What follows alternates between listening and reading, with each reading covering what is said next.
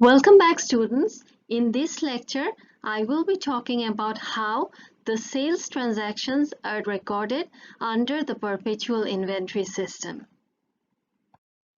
Before we get into the recording of sales transactions, there are certain thumb rules that need to be remembered. First of all, we have to remember that sales can be made either on cash or on credit. Secondly, in accordance with the revenue recognition principle, companies record sales revenue only when the goods transfer from the seller to the buyer. And thirdly, we have to remember that a business document should support every sales transaction to provide written evidence of the sale. And in case when the sale is done on credit, cash register document must be there to back up the transaction, and in case where the sale is made on credit, in that case sales invoice must be there to back up the transaction. Here I will be talking about the journal entries to record a sale. Here you have to remember that the seller makes two entries for each sales. The first entry records the sales and the second entry records the cost of merchandise sold. If you can remember that according to the revenue recognition principle that you learned in chapter 3, it was said that companies recognize expenses only when they generate the revenue. So according to the revenue recognition principle, the cost of the merchandise or the cost of the inventory that is backing up the sales revenue must be recognized and recorded in the same time. So that is why the seller will have to record two entries in this case. So let's see what is the first entry.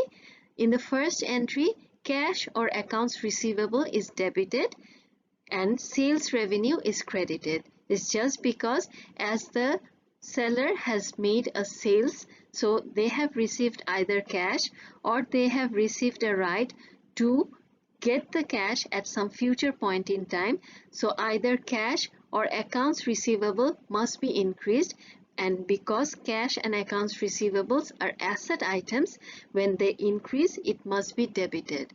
In case of sales revenue, by performing the sales, it is increasing sales revenue, and when sales revenue increases it must be credited. So we have the first entries done.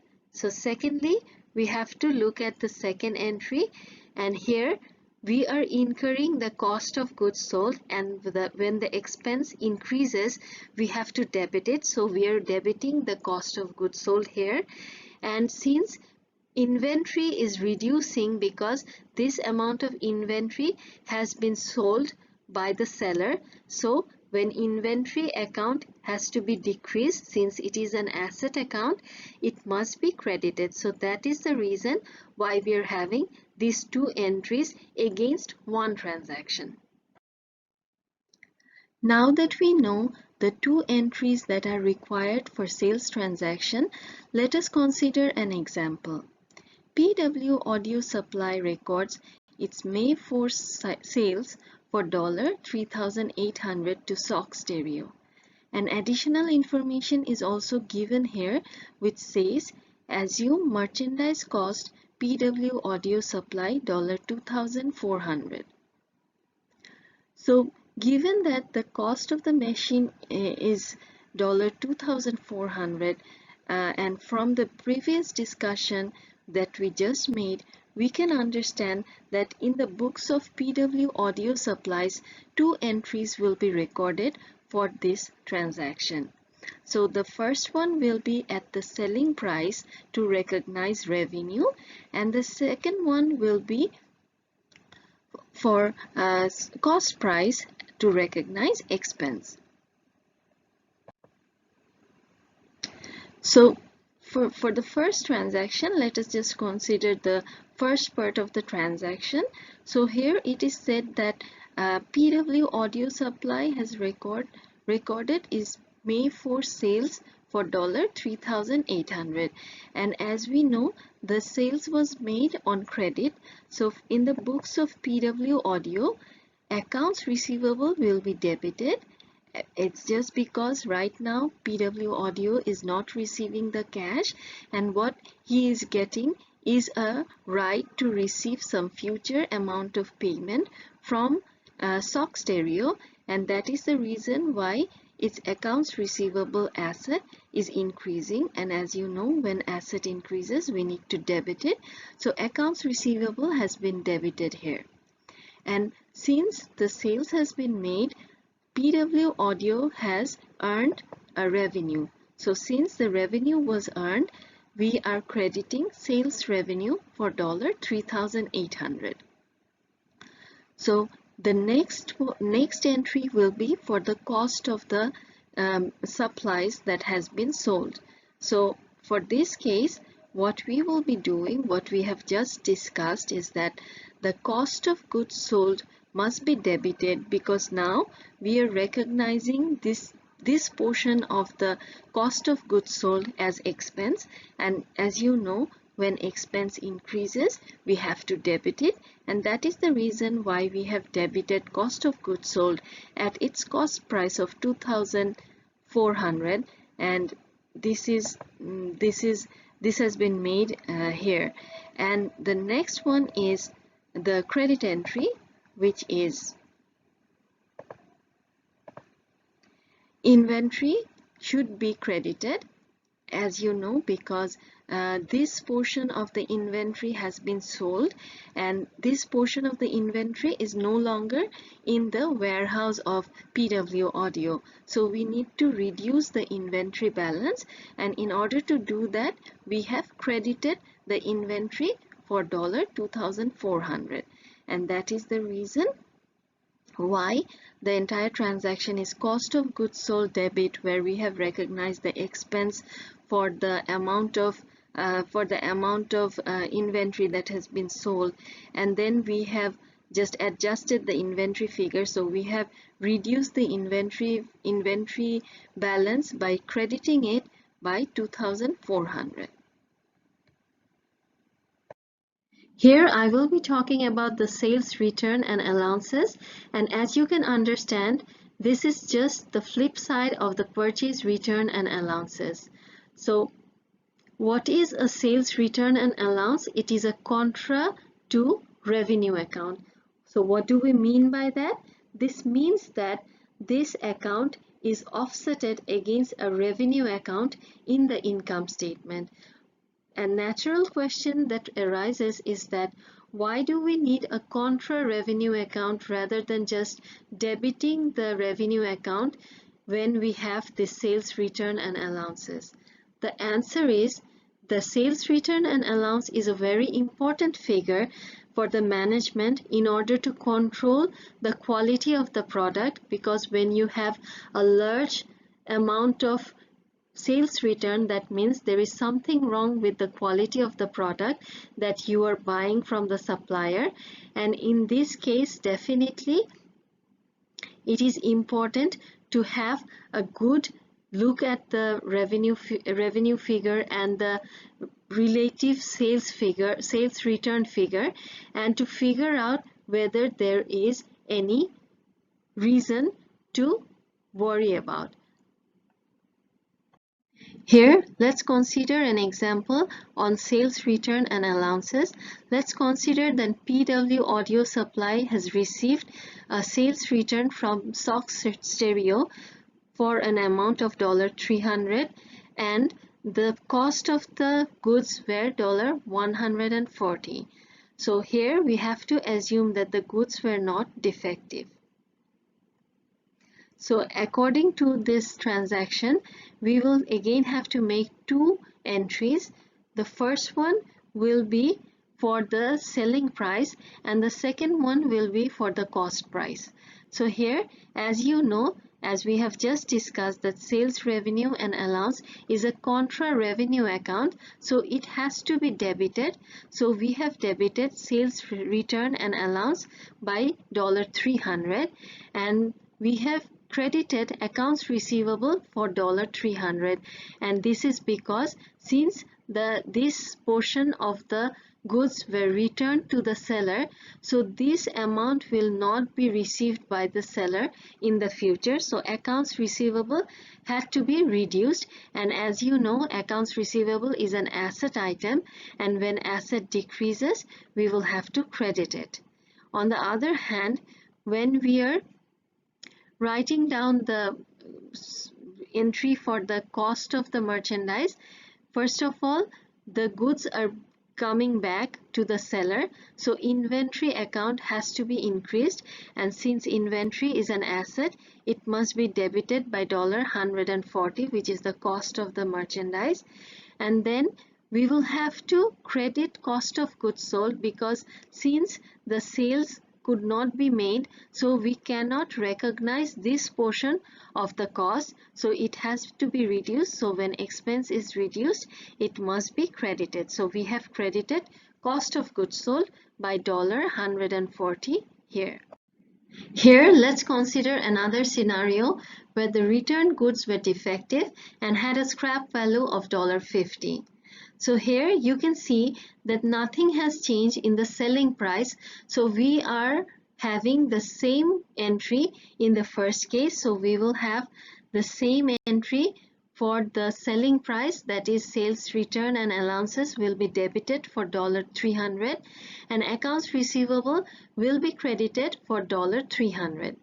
But in the second part, in the second entry, we will have to change the cost price. So here, instead of using the cost price, we will have to use the scrap value of the inventory and the scrap value of the cost of goods sold. So here we will have the same entries, that is inventory will be debited because we are getting back the inventory as a seller, and since the inventory is coming back, so we cannot recognize the cost of goods sold here.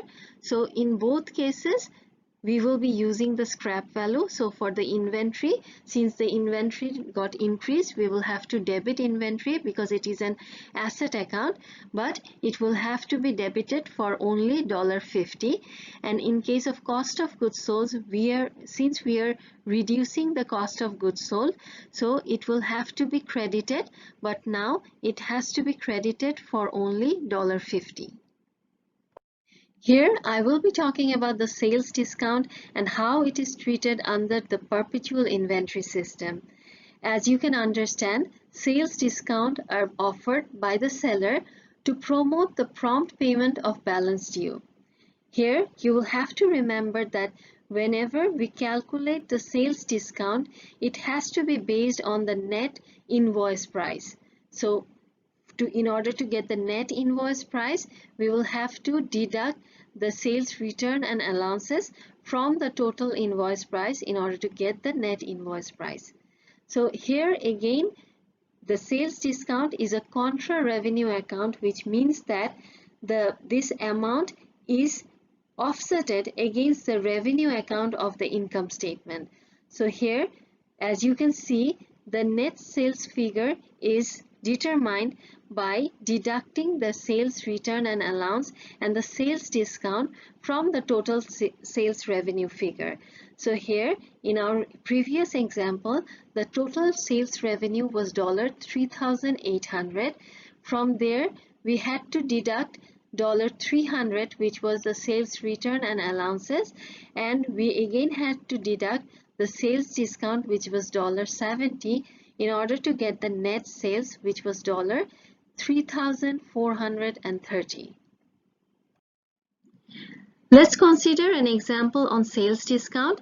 We will be using the same example as we used for purchase discount. So Sox Stereo pays the balance due of $3,500 on May 14th, the last day of the discount period. So here we understand that since the payment was made within the discount period, Sox will receive the discount. So from this transaction, it is vivid that the sales discount has nothing to do with the cost of merchandise, so there will be only one entry in the books of the seller. So from this transaction, it is understood that PW Audio, who was the seller, receives cash, so PW will debit cash, and the amount that will be debited will be an amount less than $3,500 because the total due balance must be reduced by the sales discount. So here PW Audio will debit cash by $3,430. So as you understand that PW Audio has given sales discount, and for the seller it is an expense. So when expense increases, we have to debit it. So here PW Audio will debit sales discount at $70. And lastly, the accounts receivable will have to be credited at $3,500 because against this accounts receivable, PW Audio has already received cash and it has given sales discount against it. So the entire amount of $3,500 must be reduced from the accounts receivable balance. Here I will not be talking about the calculation of discount because it has already been done in the previous lecture. To wrap up the discussion on sales transaction under the perpetual inventory system, let me just summarize the transactions that I have already discussed in this lecture. So for merchandise sales, we had two entries, one for the selling price and the other was for the cost price. So in case of selling price, we use the entry cash or accounts receivable debit, sales revenue credit. In case of cost price, it was cost of goods sold debit to inventory credit. So here we said that according to the revenue recognition principle, cost of goods sold must be recognized and recorded at the time when sales revenue is recognized. So that is why we had two entries against one transaction. Then we talked about the sales return and allowances, and here we again had two entries against one transaction, and it was just because the cost of goods sold of the goods that was returned had to be treated in a separate entry. So here for selling price, we had the entry sales return and allowance debit to cash or accounts receivable credit. In case of cost of the inventory, the entry was inventory debit to cost of goods sold credit.